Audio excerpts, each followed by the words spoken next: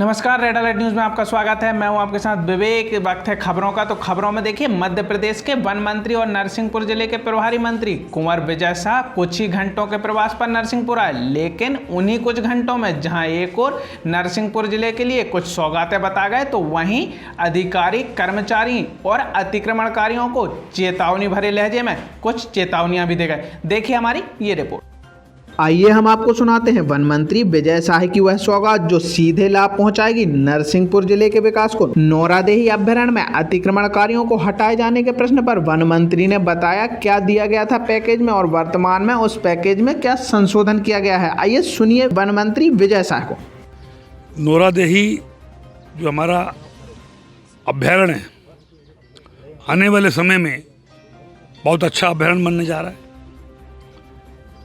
नौरादेही क्षेत्र में जो लोग गांव के माध्यम से निवास कर रहे थे, उनको हमने 2008 में एक पैकेज दिया था। प्रत्येक परिवार को 10 लाख रुपए, और जो 18 साल से ऊपर है, चाहे लड़का हो या लड़की, उसको भी हमने नया परिवार माना था। और 10 लाख रुपए दे करके अगर परिवार में 4-5 लोग हैं तो वो 50 लाख ले ले और अपनी जगह शिफ्ट हो जाएं। कुछ गांव शिफ्ट हुए, कुछ गांव रह गए। अभी उस पैकेज को प्रधानमंत्री और मुख्यमंत्री से बना के, चूँकि मैं दोबारा वन मंत्री बन गया, तो मैंने 15 लाख रुपए कर दिए। और न सिर्फ 15 लाख रुपए करे, बल्कि हम अब दोनों दे रहे हैं। मान लीजिए आपके पास 2 बच्चे हैं और एक माता पिता, कुल 4 यूनिट हो गई। तो 4 यूनिट में हमने सुविधा ये दे रहे हैं हम कि आप चाहो तो 5-5 एकड़ ज़मीन ले लो और 30 लाख रुपए और ले लो। तो ये जो पैकेज है कि अगर 4 लोग हैं तो 10 एकड़ ज़मीन हो गई और 30 लाख रुपया ऊपर हो गया। इस पैकेज को लोग पसंद कर रहे हैं और अब बहुत जल्दी। आपने देखा वन मंत्री विजय शाह ने बताया क्या था पैकेज में। इसके बाद यदि कोई अतिक्रमण करता है तो कार्रवाई तो जायज है, जो बीते दिनों नरसिंहपुर में देखने को मिली। वन विभाग की 60 सदस्यीय टीम ने नौरादेही अभ्यारण्य क्षेत्र में लगभग 200 एकड़ जमीन को अतिक्रमण मुक्त कराया था।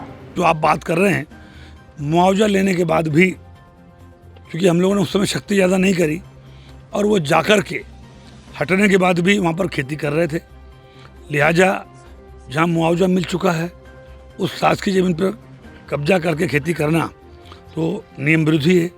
उन लोगों को जरूर हमारे फॉरेस्ट वालों ने सब हटाया है। अतिक्रमण पेड़ काट के या बिना पेड़ काटे हम लोग बर्दाश्त नहीं करेंगे। जो 2005 के पहले के अतिक्रमण लोग हैं, केवल वही रह सकते हैं आदिवासी।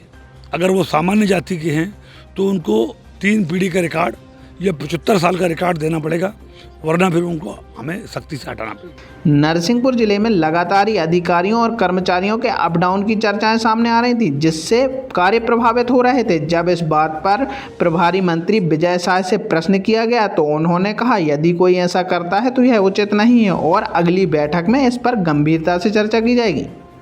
सामान्यतः जिसकी जहाँ पर पदस्थी है उसको हमारा रात्रि विश्राम करना है, उसको हमारा रहना है।